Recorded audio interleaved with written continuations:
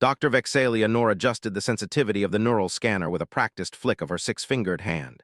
Through the one-way quantum glass, she observed the human male-designated specimen H3281. He sat motionless on the edge of his sleeping platform, staring directly at the observation panel as if he could see through its opacity. She noted this behavior in her log. Subject continues to demonstrate awareness of surveillance beyond normal sensory capabilities. Begin recording session 43, she spoke into the ambient receptors.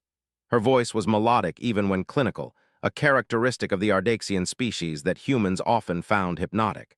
Subject maintains excellent physical condition despite 3 standard cycles of captivity, remarkable resilience for such a physiologically primitive species. The specimen, Dane Archer according to the salvaged credentials from his damaged spacecraft, had been captured during a routine expansion of Ardaxian territory near the Cygnus border. Unlike previous human specimens, this one had survived the initial stress tests with surprising adaptability. Increase illumination by 20%, Vexalia commanded. The chamber brightened, causing the human to squint briefly before his pupils contracted. The rich brown of his irises remained vibrant against the whites of his eyes, an aesthetic feature Vexalia found herself noticing with increasing frequency. "Come in, Doctor," came the calm voice through the chamber's communication system. "I know you're there." Vexalia tilted her head, the silvery scales along her neck catching the light. The subject's perception was uncanny. Protocol dictated ignoring direct communication attempts during observation phases, but something about his steady gaze made her reach for the response control. "Your awareness is noted, specimen H3281, she replied, keeping her tone neutral. "Dane," he corrected. "My name is Dane Archer, Lieutenant Commander, Earth Alliance Pathfinder Corps." "Identifiers are irrelevant to the study," she responded automatically, though she'd privately begun thinking of him by name weeks ago. "Yet you have one, don't you?" He leaned forward, hands clasped between his knees. "The others call you Vexalia, sometimes just Vex. You're the senior researcher, the one who makes the decisions." Vexalia's inner eyelids flickered, an involuntary sign of surprise among her kind. She checked the logs to confirm no other researchers had addressed her by name in the subject's presence. They hadn't. "Your observational skills are impressive," she admitted, making another note. "Hard not to observe when you're the only interesting thing in this box," Dane replied with what she recognized as a smile, a facial gesture indicating anything from pleasure to irony in humans. The complexity of their expressions had been the subject of her previous research publication. "I am not the subject of study," she reminded him, though she felt an unusual warmth along her neck crest. "Aren't we all?" His voice carried no hostility, only a genuine curiosity that mirrored her own. "I study you studying me seems fair." Against protocol, Vexalia found herself moving closer to the transparent barrier. At full height, she stood nearly 7 feet tall, her slender frame draped in the iridescent research robes of her station. For the first time, she considered how alien she must appear to him. Her scaled skin the color of burnished copper, her eyes large and faceted like amber gemstones, the delicate gill-like structures at her throat pulsing with each breath of the nitrogen-rich atmosphere. "What have you learned, then, from your observations?" she asked, overriding the warning from the session protocol monitor. Dane stood slowly, respectful of the movement restrictions that would trigger the containment field. He approached the barrier until they stood opposite one another, separated by mere inches of quantum-locked particles. "You're different from the others," he said softly. "You see me as more than tissue and responses. You're curious about who I am, not just what I am." Vexalia felt her scientific detachment waver. His perception was dangerously accurate. "The High Command has authorized accelerated testing protocols beginning tomorrow," she found herself saying, though sharing research schedules with specimens was strictly forbidden. "The procedures are intensive." Understanding darkened his features. "I see. Last chance for a friendly chat then." "I should continue the observation remotely," Vexalia said, more to herself than to him. But as she turned to leave, his voice stopped her. "Whatever happens tomorrow, I want you to know I noticed how you reduced the pain stimuli during the last neural mapping. Thank you for that small mercy, Doctor." Vexalia froze, her hearts beating in an irregular pattern that would have concerned her medical team. No one should have detected that adjustment. She'd been careful. Yet this human, this supposedly lesser being, had not only noticed, but understood the risk she'd taken. "Rest well, specimen H3281, she managed to say before exiting the observation chamber. That night, for the first time in her distinguished career, Dr. Vexalia Noor dreamed of a research subject. And in the dream, she was the one being carefully, thoughtfully observed. "You've exceeded observation parameters by 63% this cycle, Dr. Noor." Director Krevax's voice carried the distinctive metallic undertone of the ruling caste. He towered over Vexalia, his ceremonial head crest fully extended, a clear sign of displeasure. "The specimen exhibits unique neurological patterns," Vexalia replied, keeping her own crest flat in deference. "Standard observation windows proved insufficient." "Indeed," the director's multifaceted eyes narrowed. "Yet your logs contain multiple instances of direct communication, well beyond experimental guidelines." Vexalia suppressed a ripple of alarm along her neck scales. She had redacted many of those conversations from official records. "Speech patterns provide insight into cognitive function," she said smoothly. "The human's linguistic adaptability suggests higher intelligence than previously documented in the species." "Or perhaps," Director Krevax leaned closer, "you find this creature personally fascinating, Doctor." Before she could formulate a response, an urgent alert pulsed through her neural implant. "Subject H3281, biorhythm irregularity. Recommended action, immediate intervention." "Director, I must attend to the specimen," she said, her professional mask firmly in place. "Today's increased metabolic suppression appears to be causing complications." "Very well," Krevax waved a dismissive hand. "But the Genetic Council expects your complete analysis in 3 cycles. After that, the specimen transfers to terminal research." Vexalia's heart stuttered momentarily. Terminal research. The euphemism couldn't disguise the reality. Complete dissection, cellular harvesting, death. "Understood, Director." She moved swiftly through the research center's crystalline corridors, her reflection fragmenting across the polished surfaces. Other Ardaxian scientists nodded respectfully as she passed, her reputation as the facility's most brilliant xenobiologist commanding universal respect. None would guess the turmoil beneath her composed exterior. The monitoring chamber outside Dane's containment cell displayed alarming vital signs. His temperature had spiked dangerously high, his cardiovascular system struggling against the metabolic suppressants designed to keep him docile. Vexalia bypassed standard protocols, overriding the security system with her executive access. The airlock cycled open, and she entered the sterile antechamber where she activated the decontamination field. Protocol demanded protective equipment for direct contact, but that would take precious minutes. 3 violations in one day, she thought grimly. The director suspects already. When she entered the containment cell, Dane lay curled on his side, shivering despite the heat radiating from his skin. Human physiology was rejecting the latest compound, a reaction the preliminary tests hadn't predicted. "Dane," she said softly, using his name for the first time in his presence, "I'm administering a counteragent." His eyes opened, glazed with fever but still alert. "No more drugs," he rasped.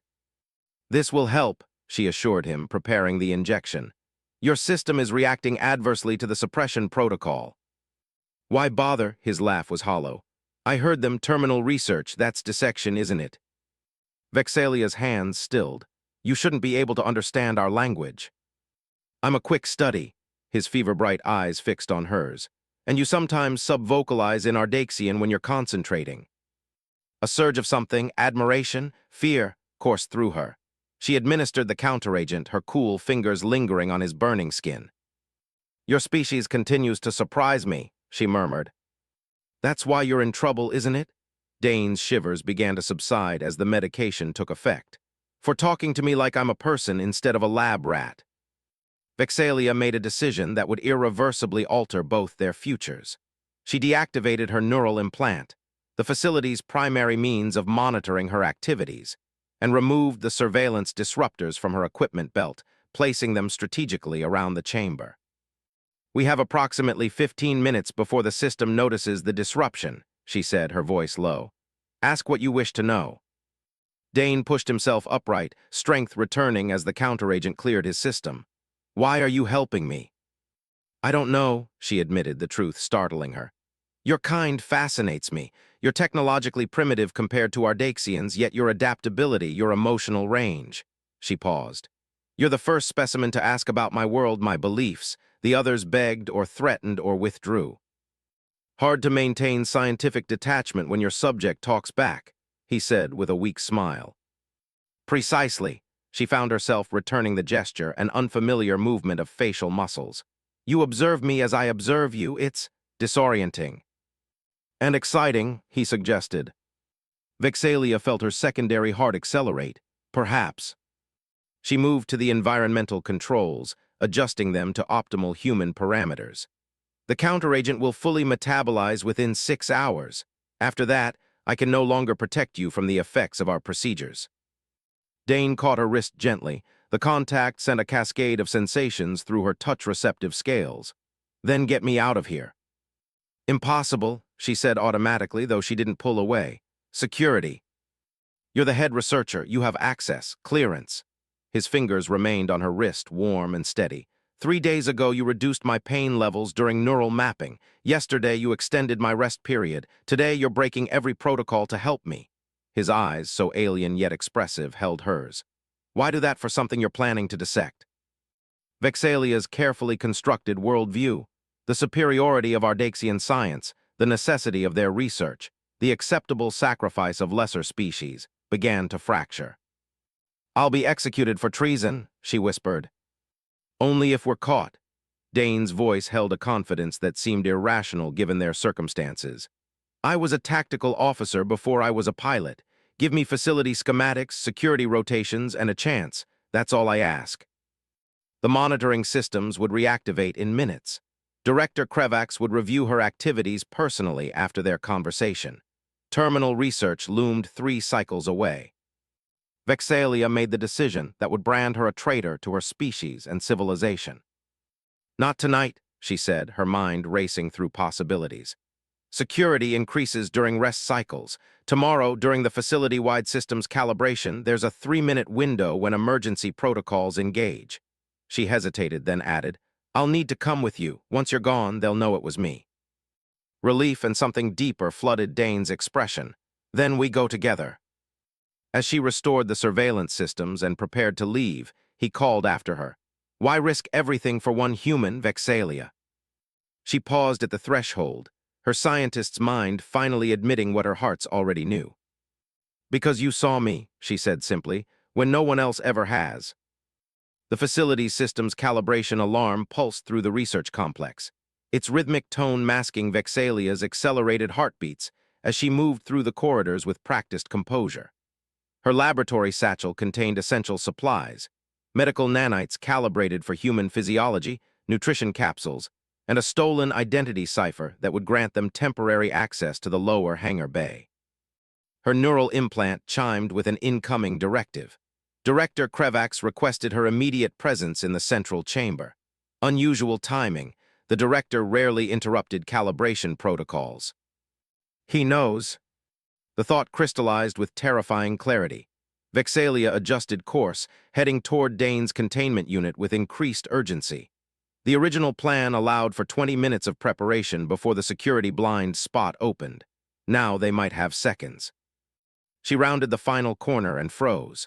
2 sentinel guards stood outside Dane's chamber, their ceremonial armor gleaming under the facility's ambient light. Between them, Director Krevax's imposing figure waited, his posture radiating cold authority. Ah, Dr. Noor, his voice carried easily down the corridor. Your prompt response to summons continues to deteriorate. Vexalia approached with measured steps, forcing her crest to remain flat despite her internal panic. Director, I was preparing specialized equipment for today's neural mapping sequence. Indeed, Krevax gestured to her satchel.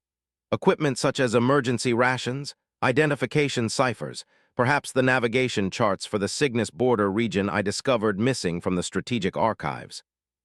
The corridor seemed to constrict around her. Denial would be futile. The director's intelligence network was legendary throughout the Ardaxian territories. The Genetic Council has accelerated their timetable, Krevax continued, his faceted eyes glittering with malice. Specimen H3281 transfers to terminal research immediately. Your expertise is no longer required. The chamber door slid open, revealing Dane strapped to an examination platform. His eyes found hers immediately, alert and defiant despite the restraints. Relief flickered across his features at the sight of her, quickly replaced by tension as he registered their dire situation. "You've developed an unacceptable emotional attachment to the subject," Krevax said, his voice dropping to a dangerous whisper. "Did you truly believe your conversations weren't monitored? Your treason is documented in exquisite detail, Doctor." Vexalia's scientific mind raced through options, calculating probabilities, searching for escape routes. "My interest is purely scientific," she attempted, knowing the lie sounded hollow even to her own hearing apparatus. "Human psychological responses to perceived alliance." "Spare me," Krevax flicked a dismissive hand. "However, your previous contributions to the Empire merit consideration." He extended a data crystal. "Your ultimatum: perform the terminal research procedures personally, documenting every aspect of the human systematic disassembly, and your indiscretion will be officially forgotten." Vexalia accepted the crystal automatically, its cool surface burning against her scales like acid. "Refuse," Krevax continued, "and join the specimen on the dissection platform. The choice is simple, Doctor, science or sentiment." From the chamber, Dane called out, "Don't do it, Vex. Whatever he's offering, it's a lie." One of the sentinels struck him across the face, drawing blood from his lip. Something primitive and fierce ignited in Vexalia's chest at the sight of Dane's blood. The sensation was alien, protective, possessive, and unexpectedly powerful. "You have 1 hour to prepare," Krevax said, interpreting her silence as acquiescence. "The Genetic Council will observe the procedure remotely." He turned to leave, adding casually, "The human spacecraft components yielded interesting technologies. Primitive but inventive. Perhaps its brain will prove equally valuable."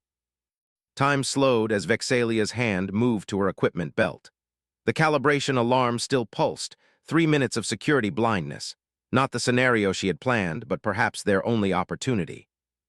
"Director," she called, her voice steady despite the rebellion surging through her system. "There's something you should see in the preliminary neural scans." Krevax paused, curiosity overriding caution, the fatal flaw of any scientist.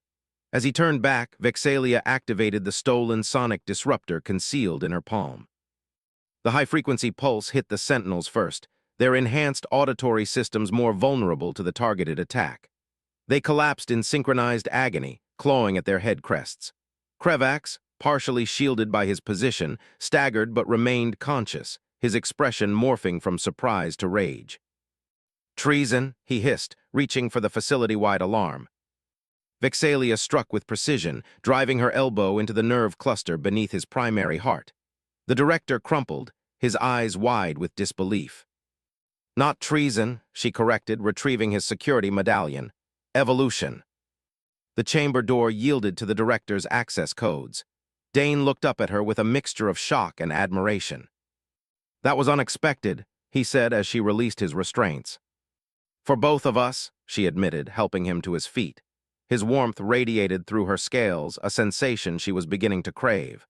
"The plan has changed. We have approximately 2 minutes before security systems reactivate." "What's the new plan?" Dane asked, quickly donning the uniform she tossed him, taken from the unconscious sentinel. "We take the director's personal transport." Vexalia was already moving, securing the corridor. "It has pre-flight clearance for all Ardaxian territories." Dane grabbed her arm, turning her to face him. "Vexalia, once we leave, there's no coming back. Your entire life, your research, your status, everything gone." For a species that prided itself on logical detachment, the surge of emotion Vexalia experienced should have been horrifying. Instead, it felt like awakening. "My research led me to you," she said simply. "Perhaps that was its purpose." His expression softened. For a breathtaking moment, she thought he might press his lips to hers, a human gesture she had studied but never experienced. Instead, he nodded, resolution hardening his features. "Lead the way, Doctor." They moved silently through the facility, the sentinel uniform and Krevax's medallion granting them passage past the few technicians still at their stations during calibration. The hangar bay doors parted smoothly, revealing the sleek contours of the director's personal vessel, a craft designed for both speed and stealth. As Vexalia initiated the launch sequence, the facility's alarms began to wail. On the view screen, security forces poured into the hangar bay, weapons primed.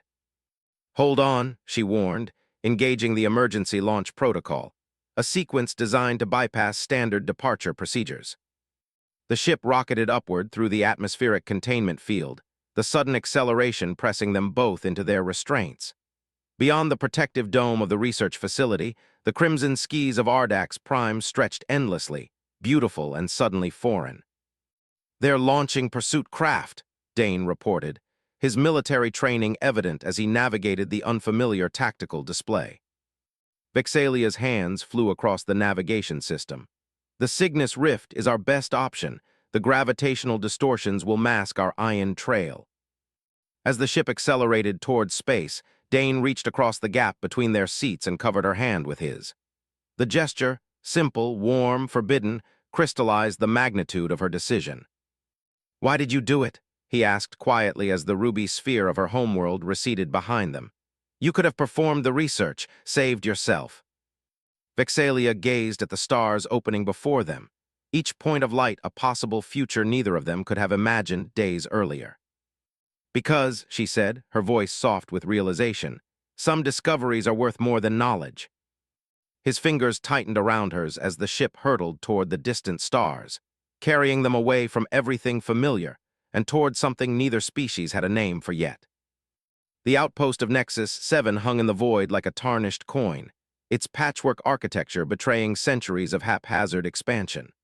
Once a mining colony, now it served as a haven for those who preferred to exist beyond the reach of galactic authorities, Ardaxian or human. "Atmospheric shields are holding," Vexalia reported as their stolen vessel, newly christened Apostate by Dane, slipped into the outpost's protective envelope. "But primary fuel cells are critically depleted." 17 days on emergency power wasn't part of the director's travel plans, Dane said, his voice rough from exhaustion. Dark stubble shadowed his jaw, a fascinating adaptation Vexalia had documented with scientific curiosity that gradually evolved into something more personal. They had spent those 17 days in close quarters, evading Ardaxian pursuit vessels, navigating the treacherous gravitational eddies of the Cygnus Rift, and learning to exist in each other's presence not as researcher and subject, but as fugitives bound by a connection neither fully understood. Docking protocols completed automatically as Vexalia adjusted her appearance. The hood of her thermal cloak concealed her distinctive copper scales and amber eyes, while adaptive gloves masked her six-fingered hands. "The xenophobic tendencies of frontier outposts are well documented," she noted, watching Dane check the stolen energy pistol at his hip. "Your species will be accepted, mine will not." "Then we stick to the plan," he said, laying a reassuring hand on her shoulder. "You're my navigator, recruited from the Vega colonies. The genetic variance there makes for convenient cover." The docking bay was a cacophony of sounds, smells, and species, though predominantly human. Vexalia moved close to Dane, hyper-aware of the curious glances they attracted. Her research had never prepared her for the visceral experience of being the alien, the outsider. A customs official, human, female, expression suspicious, intercepted them before they reached the main concourse. "Identification and docking purpose," she demanded, scanner ready. Dane produced the forged credentials they'd prepared using the ship systems. "Transit and resupply, headed for the Antares trading route." The woman's eyes lingered on Vexalia's shadowed features. "Your companion needs to lower her hood. Station regulations." Dane stepped forward smoothly. "My navigator has suffered radiation scarring. The hood is medically necessary." He slipped a small data chip across the counter. "Our medical documentation." The standoff stretched for 3 agonizing heartbeats before the official's scanner beeped, confirming the falsified records. She nodded curtly. 3-day maximum stay. Docking bay fees are non-negotiable. Section 12, Level 3 has accommodations for mixed-species crews."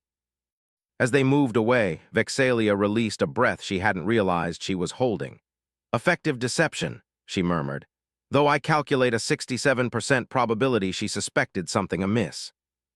But 100% probability she didn't care enough to investigate, Dane countered with a grim smile.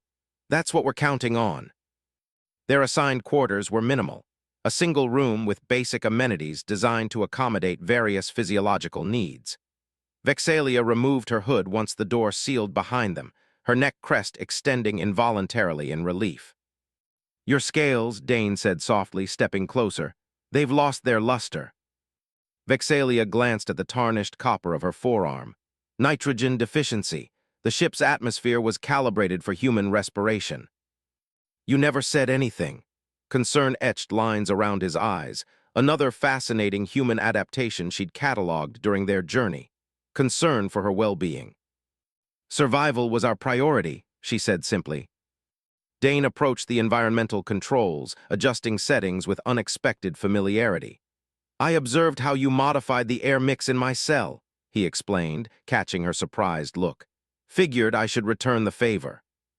Within minutes, the subtle change in atmospheric composition sent waves of relief through Vexalia's system. Her secondary respiratory filaments relaxed, and the constant headache she'd endured for days began to fade. Thank you, she said, the words inadequate for the emotion behind them. He shrugged. We take care of each other now. The phrase lingered between them as they settled into their temporary sanctuary. Dane established a secure communications channel, attempting to contact human alliance outposts that might offer asylum. Vexalia examined star charts, calculating routes that would avoid Ardaxian patrols. As artificial night fell across the station, they found themselves sharing the small sleeping platform, separated by mere inches. In the darkness, Vexalia's natural bioluminescence cast a soft amber glow across their shared space. I've been meaning to ask, Dane said, his voice barely above a whisper. That glow, is it voluntary? Involuntary, she answered. It intensifies with emotion. And what are you feeling right now? His question hung in the air between them. Vexalia considered her response with scientific precision. Apprehension, relief, curiosity. She paused, then added desire. The last word sent a visible shiver through him. I thought I was imagining it, he said, the way you look at me sometimes. I am still learning to interpret human expressions, she admitted, but yours suggests similar complications. He laughed softly. That's one way to put it. His hand found hers in the dim light, fingers interlacing despite their anatomical differences. The contact sent cascades of sensation through her touch-sensitive scales. Is this cultural research, Doctor? He asked, his tone teasing but his eyes serious. No, she whispered, this is something new. When his lips met hers, Vexalia experienced a neurological response no research had prepared her for. Her bioluminescence flared brightly, bathing them both in golden light. His hands moved to the sensitive scales along her neck, each touch igniting paths of pleasure she had never conceived possible between different species. Your biology, she gasped as his mouth traced the delicate gill structure at her throat. It shouldn't be compatible with mine. Maybe the universe has a sense of humor, he murmured against her skin. Their bodies found harmony despite their differences, her cooler skin against his warmth, his 5 fingers learning the contours of her alien form, her enhanced senses cataloging every response, every shared breath. What began as exploration became something profound, transcending the biological imperatives of either species. In the aftermath, as they lay entwined, Vexalia's scientific mind struggled to categorize what had transpired. This changes everything, she said finally. It already was changed, Dane replied, tracing patterns across her luminescent scales. From the moment you saw me as more than a specimen. A sudden alert from the communications console interrupted the moment. Dane reluctantly disengaged from their embrace to check the incoming transmission. It's encrypted, he said, surprise evident in his voice. Human Alliance military protocol. As he worked to decode the message, Vexalia experienced an unfamiliar emotion, hope. Perhaps there was a place for them after all. The decoded message resolved on the screen. Dane's expression shifted from anticipation to dread. What is it? She asked, moving to his side. A warning. His voice had gone flat. The Ardaxian Empire has issued a galaxy-wide alert for our capture. They're claiming you've been infected with a human neural parasite that's controlling your actions. Vexalia absorbed this with scientific detachment. A logical propaganda approach. It preserves the perception of Ardaxian superiority while explaining my defection. There's more. Dane's finger traced the final line of the transmission. The Genetic Council has authorized the use of sphere technology to recover you. Specifically, you, not me. The spheres, genuine fear coursed through her for the first time. That's impossible. They're theoretical weapons, not deployable technology. What are they? Dane asked. Vexalia sank onto the edge of the sleeping platform, her luminescence dimming to almost nothing. Quantum-entangled hunter drones, if they've been activated with my genetic signature. She didn't need to finish. Dane understood immediately. Nowhere will be safe. Her gaze met his, the golden facets of her eyes reflecting the harsh reality they faced. You should leave me. The Alliance message. They offered you extraction, didn't they? He knelt before her, taking her six-fingered hands in his. I didn't escape one prison to leave you to another. They'll never stop hunting us, she whispered.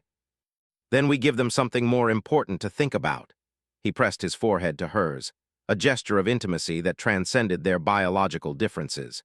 You're not just a rogue scientist anymore, Vexalia. You're the proof that our species can do more than destroy each other.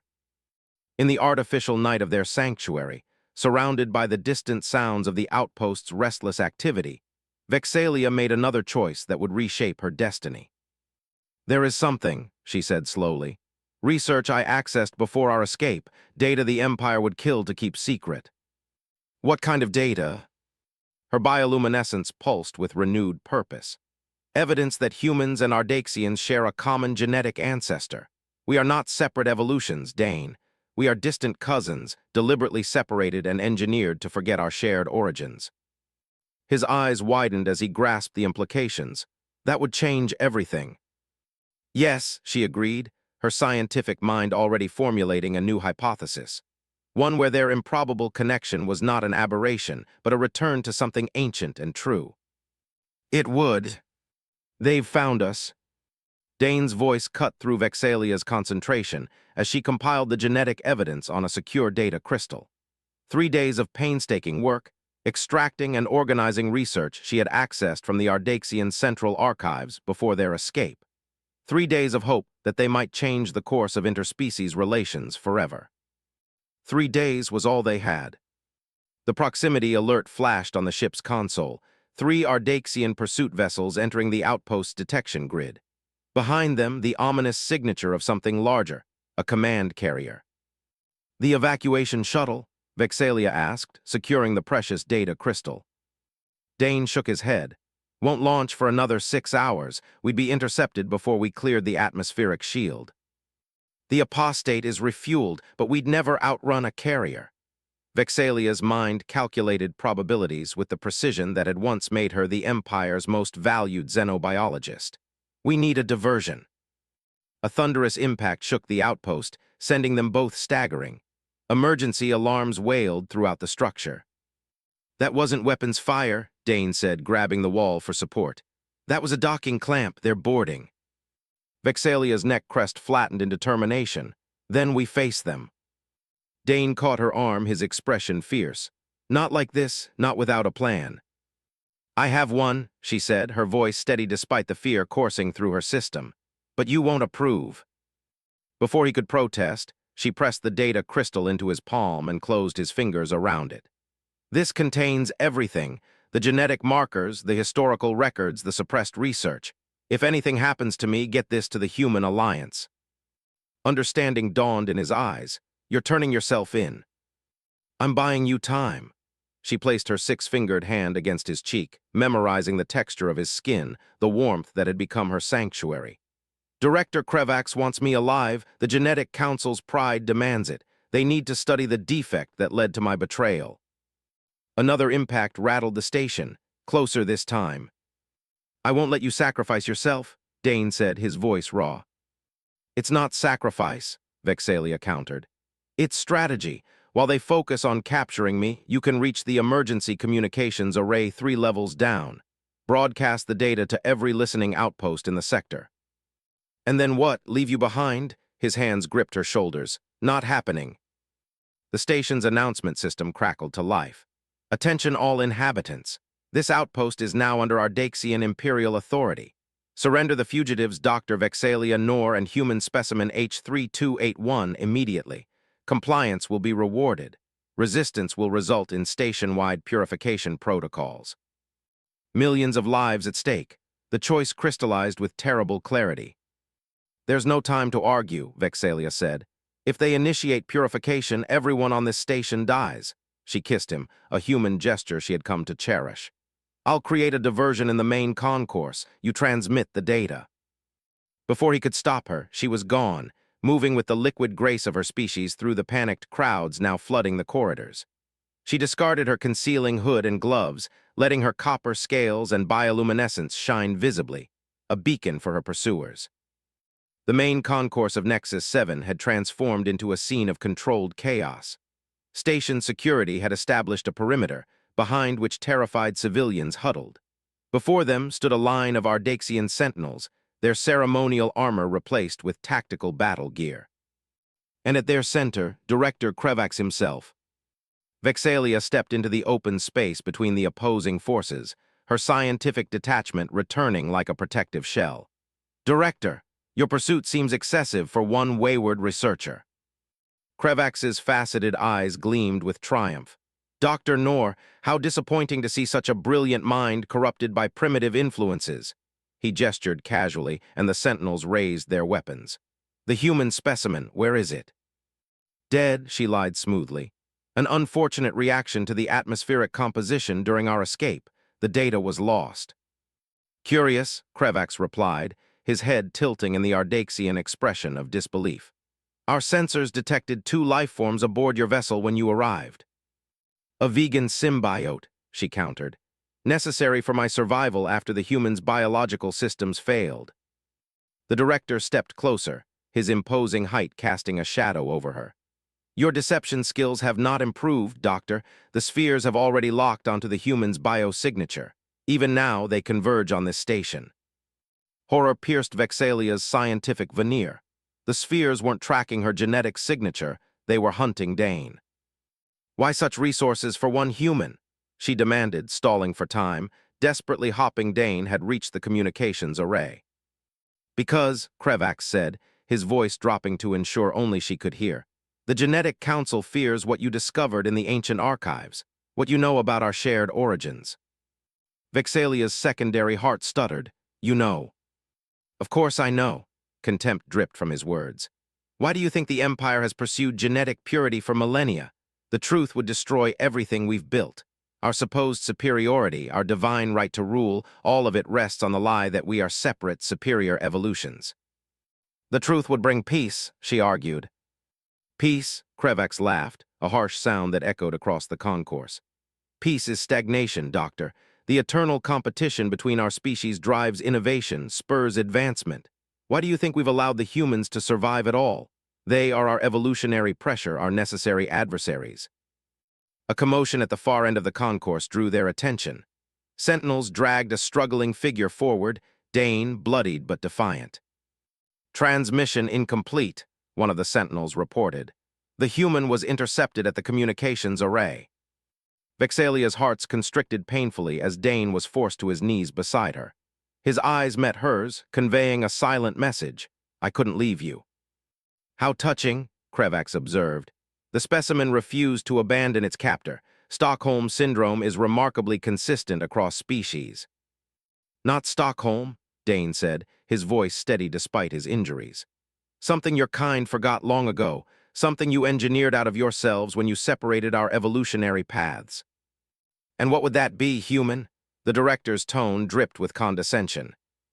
Love, Dane answered simply. The word hung in the air between them, primitive, powerful, untranslatable in the clinical Ardaxian lexicon. Krevax signaled to his sentinels. Prepare them for transport, the Genetic Council awaits. As the sentinels moved to comply, a sudden tremor shook the station. Then another, the lighting flickered. Director, one of the sentinels called, consulting a tactical display. The spheres have breached the outer hull. They're inside the station. Panic rippled through the watching crowd. Krevax's composed expression fractured momentarily. Impossible. They were programmed to locate and contain, not to breach a civilian structure. You can't control them, can you? Vexalia realized. The technology is still experimental. Another violent shudder rocked the station. Warning klaxons blared as emergency bulkheads began closing. The civilians broke into a full panic, rushing toward escape pods and emergency shelters. Ardaxian arrogance, Dane said with grim satisfaction. Always thinking you can control forces beyond your understanding. Krevax's ceremonial crest extended fully in rage. Silence, specimen. A blinding flash of energy tore through the ceiling of the concourse. Where solid metal had been moments before, a swirling sphere of quantum-entangled particles hovered, beautiful, deadly, and utterly beyond control. The sphere, Vexalia whispered, it's destabilizing. More breaches appeared throughout the station as additional spheres penetrated the structure. The station's integrity alarms reached a fever pitch. Evacuation protocols initiated, the station's automated system announced. All personnel proceed to emergency vessels, structural failure imminent, estimated time to complete collapse, 15 minutes. Chaos erupted as Ardaxians and humans alike fled toward the escape pods. The Sentinels, their discipline breaking, abandoned their posts to secure their own survival. Only Krevax remained, his faceted eyes fixed on Vexalia and Dane with bitter hatred. You've doomed everyone on this station, he said. No, Vexalia countered, helping Dane to his feet. Your weapons did that, your fear of the truth.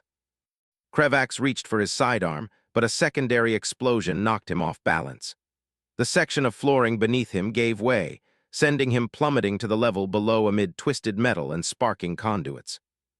Dane pulled Vexalia toward the nearest emergency exit. We need to reach the apostate. The docking clamps, she began. Can be overridden, he finished. I was a tactical officer, remember. They fought their way through panicked crowds, past failing systems and buckling infrastructure. The quantum spheres continued their destructive search pattern, tearing through the station with single-minded purpose. When they reached the apostate, the docking bay was in chaos. Emergency vessels launched in haphazard succession, some colliding in their desperate rush to escape the station's imminent destruction. Dane's military training proved invaluable as he bypassed the docking clamp controls. Start the launch sequence, he called to Vexalia as he worked. We'll have seconds once these clamps release. The ship's systems responded to her commands, drives spinning to life. Through the viewport, she watched another sphere materialize directly in their path. Dane, she warned. He glanced up, saw the threat, and slammed the final override. The docking clamps released with a thunderous clang. Full power, he shouted, diving for the co-pilot's seat. Vexalia engaged the engines at maximum thrust. The apostate shot forward, directly toward the hovering sphere. Stabilizers offline, she reported, fighting the controls. Collision imminent. Dane reached across, his hand covering hers on the navigation controls. Together, they executed a desperate maneuver, rolling the vessel sideways through a maintenance shaft barely wider than their hull. Metal shrieked against metal as they scraped through the narrow passage. Behind them, the sphere pursued, its quantum field destabilizing the very structure of the station as it passed. We're clear, Dane announced as they burst from the station's perimeter. All around them, escape pods and vessels scattered in every direction, fleeing the doomed outpost. On the tactical display, the spheres abandoned their destruction of the station, reorienting toward the apostate. They're still tracking us, Vexalia said, her scientific mind already calculating their dwindling options. Dane studied the navigation charts. The Callisto Nebula. If we can reach it, the radiation will mask our signatures. The ship won't survive those radiation levels, she countered. He met her gaze, a smile touching his lips despite everything. I've been adapting the hull shielding using the specs from your research on Ardaxian protective scales. It might just work. As the apostate accelerated toward the distant nebula, the spheres in pursuit, a brilliant flash illuminated their viewport. Nexus 7, overcome by cascading system failures, collapsed in on itself before exploding outward in a devastating shockwave. The blast caught them, sending the apostate tumbling. Warning alarms blared throughout the ship as systems failed, but the spheres behind them disintegrated in the shockwave, their quantum matrices disrupted beyond recovery. Emergency power only, Vexalia reported as they stabilized.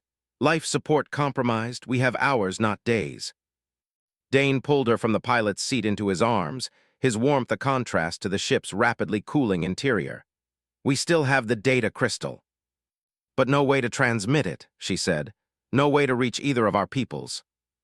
Maybe that's not what we're meant to do. He brushed his fingers along her luminescent scales, causing them to pulse in response. Maybe we're just the beginning of something, the first of many. Vexalia considered this with her characteristic scientific precision. An evolutionary branch point, a return to our shared origins. Exactly, his eyes held hers. The truth doesn't die with us. Someone will find this ship eventually, find the data in the meantime. In the meantime, she finished, her arms encircling him, we have created something new between us, something neither of our species expected.